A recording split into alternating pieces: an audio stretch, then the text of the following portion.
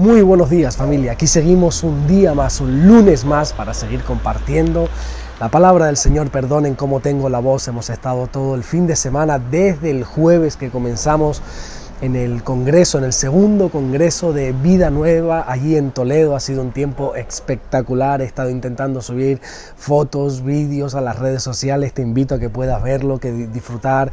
En el canal de YouTube de la iglesia están todas las predicaciones, todas las enseñanzas. Ha sido un tiempo maravilloso, pero bueno, tengo la voz como la tengo, así que discúlpenme, pero lo importante es que vamos a comenzar la semana de la mejor manera que sabemos, y es compartiendo la palabra del Señor. Como ya saben, llevamos desde principio de año estudiando acerca del Evangelio de Mateo y hemos ido avanzando poquito a poco hasta que en esta mañana nos encontramos en el capítulo número 5 y vamos a leer el versículo 25 y 26. Dos versículos nada más vamos a estar leyendo. Dice así: ponte de acuerdo con tu adversario pronto, entre tanto que estás con él en el camino. No sea que el adversario te entregue al juez y el juez al alguacil y seas echado en la cárcel. Versículo 26, de cierto te digo que no saldrás de allí hasta que pagues el último cuadrante. Ayer domingo, aquí en España, celebramos lo que se conoce como el Domingo de Resurrección. Bueno, en todas partes del mundo, ¿verdad? Donde se recuerda ese glorioso domingo que ocurrió hace casi ya 2000 años, que Jesús resucitó después de morir en una cruz y estar sepultado por 3 días.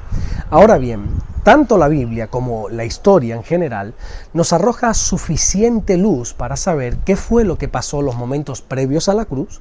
También tenemos suficientes datos para saber cómo fue la crucifixión, sabemos dónde fue sepultado e incluso de quién era la tumba donde Jesús fue enterrado.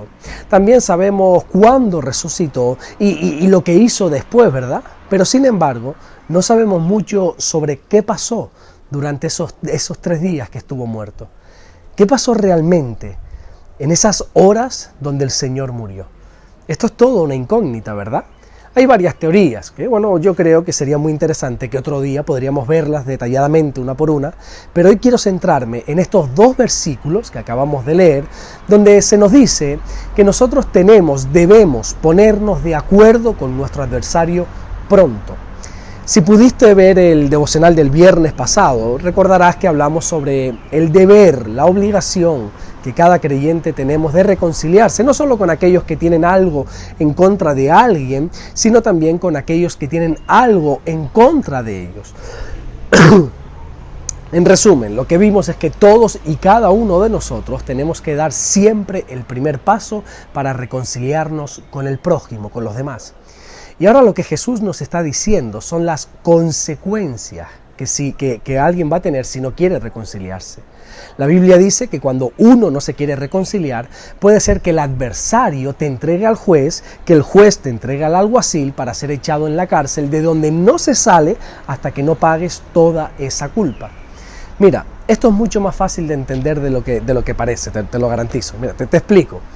Tanto en la época actual, la de hoy en día, como en la época de Jesús, cuando alguien tenía un pleito, un conflicto y tenía que presentarse delante de un juez, los abogados, tanto el denunciante como el denunciado, intentaban llegar como a un acuerdo antes del juicio, antes de enfrentarse a un juez para evitarse todo el follón que conlleva un juicio. Y Jesús está comparando este asunto con el perdón y la reconciliación. Él dice que nos arreglemos en el camino antes de presentarnos delante del juez, porque si no lo haces, quizás puedes salir perdiendo en el caso y salir como culpable. Esto nos enseña, entre otras cosas, que muchas veces pensamos que nosotros tenemos la razón y no es así. Suele pasar que nosotros solo nos centramos en nuestra causa, en nuestros argumentos, y no nos centramos en los demás, y defendemos a capa y espada nuestra verdad y damos por hecho de que es así. Pero sin embargo, cuando estamos frente a un juez y se exponen las 2 versiones, las 2 partes del conflicto, puede ser que seamos los culpables y no las víctimas. Bueno, en resumen, esto es lo que viene a representar a grosso modo este versículo, aunque pudiéramos, créeme, extendernos bastante más en él. Pero quiero aprovechar que ayer fue lo que te decía al principio, Domingo de Resurrección, para hablar qué pasó cuando Jesús murió. Los católicos usan estos dos versículos que te he leído para afirmar que existe algo llamado purgatorio, que dicho sea de paso, esa palabra ni por asomo sale en ninguna parte de toda la Biblia. Según el catolicismo, el purgatorio es un lugar donde van las almas de las personas una vez fallecen y resulta ser que parece que moran allí durante un tiempo hasta tomar su destino final. Es como podríamos denominarlo un lugar de espera, donde allí se va a decidir si la persona irá por una eternidad al infierno o por el contrario se irá a una eternidad con Jesús. Si te fijas, cada vez que algún católico o alguien que cree en el catolicismo fallece, se suele publicar lo que aquí en España conocemos como esquela, que es la información del fallecido, de dónde va a ser el funeral, de dónde va a ser el velatorio, de toda la información. Pero al final de esa esquela, date cuenta, siempre pone esta pequeña frase, dice, rogamos se haga una oración por su alma. Y esto es por esto mismo que te estoy diciendo, porque ellos piensan que los que mueren se van a ese lugar de espera llamado purgatorio. Y si sus seres queridos o sus amistades o sus conocidos hacen muchas oraciones, entonces se salvará y podrá ir al cielo. Pero esto es totalmente falso. Y no solo falso, sino que además carece de lógica totalmente. Carece de lógica primero porque la salvación es personal. Es decir, nadie puede hacer nada por la salvación de otro. Por muy raro que parezca, hay gente que no quiere ir al cielo, gente que bajo ignorancia, lógicamente, dicen que prefieren ir al infierno, porque piensan que en el infierno se lo van a pasar mejor. Así que por más que oremos por otro, al final entendamos que la salvación, quien decide la salvación de la persona, es la persona. Segundo, la falsa teoría del purgatorio carece de lógica porque el destino de nuestra alma se decide mientras tengamos vida. Por eso debemos aceptar a Jesús en nuestro corazón y reconciliarnos con el Padre en el camino, no cuando terminemos el camino. Tercero, el purgatorio es totalmente falso, porque en el caso de que fuera real, Dios sería totalmente injusto, porque esta falsa creencia dice que si se ora mucho por el fallecido, nosotros podemos sacarle del purgatorio para que vaya eternamente al cielo.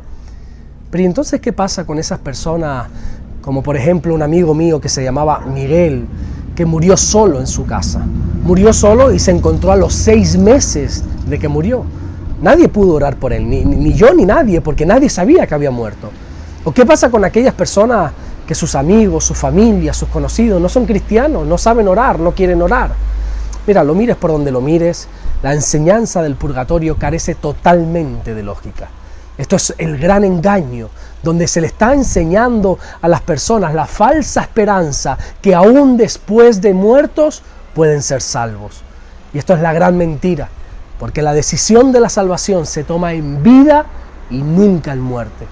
Mira, podríamos hablar sobre este asunto larguísimo, ¿verdad? Pero lo vamos a dejar aquí por falta de tiempo. Pero por favor, no creas en estas teorías totalmente falsas, totalmente ilógicas, donde prometen cosas que no son. La Biblia dice claramente que una vez partamos de este mundo, ya nos vamos a ir directos a la eternidad.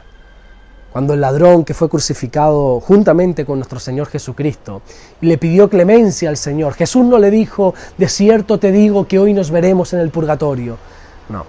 Jesús le dijo en el Evangelio de Lucas capítulo 23, versículo 43, de cierto te digo que hoy estarás conmigo en el paraíso. No hay lugares intermedios entre la tierra y el cielo. No existe en absoluto ese falso lugar llamado purgatorio. La decisión de dónde vas a pasar la eternidad es aquí y ahora. Es una decisión totalmente íntima, totalmente personal que cada persona tiene que tomar. Y si nunca has tomado esta decisión, yo te invito en esta mañana a que puedas orar, a que puedas pedirle al Señor perdón por tus pecados ahora que estás durante el camino y puedas creer en el buen Salvador que es Jesús y ponerte de acuerdo con Él en este momento. Amén. Vamos a orar y vamos a pedirle perdón al Señor. Dios mío, te damos las gracias, Señor. Gracias porque tú eres bueno. Gracias porque ayer recordábamos que un día tú moriste, pero que también resucitaste. Resucitaste con poder y eso marca la diferencia. Ahí se demuestra todo el poderío, toda la divinidad sobre tu persona. Y en esta hora, Señor, te pedimos perdón por nuestros pecados, perdón por nuestros errores, porque entendemos que la salvación, la decisión de dónde vamos a pasar la eternidad, es aquí y ahora. la tenemos que tomar ahora en este momento, porque no hay oportunidad después que partamos de esta tierra. Señor, saca a toda persona de este engaño. Señor, no permitas que se siga enseñando semejantes disparates, semejantes mentiras y engaños a las personas, Señor, vendiéndoles falsas esperanzas de que aún después de muerto se puede decidir sobre su destino. Señor, que las personas entendamos que es aquí y ahora, que como dice tu palabra, hoy es el día de salvación. Gracias, mi Dios, por todo lo que estás haciendo y gracias por todo lo que vas a hacer en el nombre de Jesús. Amén y amén. Que Dios te bendiga. Nos vemos mañana martes, si así Dios nos lo permite, para seguir compartiendo el mensaje del Señor. Dios te bendiga.